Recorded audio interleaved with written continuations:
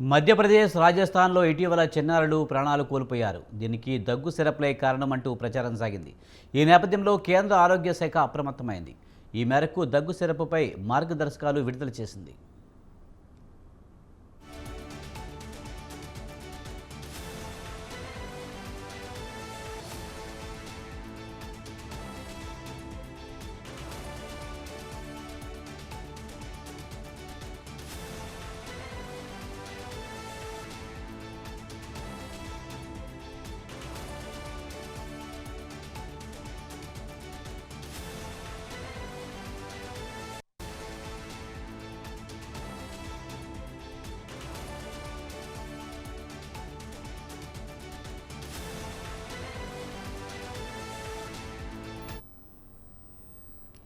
2 ఏళ్లలోపు పిల్లలకు దగ్గు, జలుబు మందులు ఇవ్వకూడదని సూచించింది.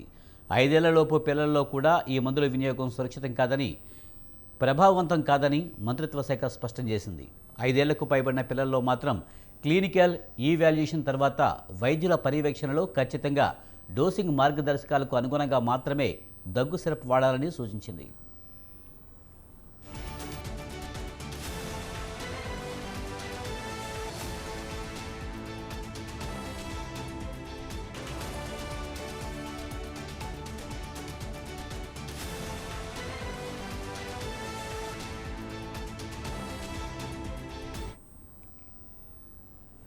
ఎక్కువ ఔషధ మిశ్రమాలు ఇవ్వడం వల్ల అనవసరమైన ప్రమాదాలు తలెత్తే అవకాశం ఉందని హెచ్చరించారు.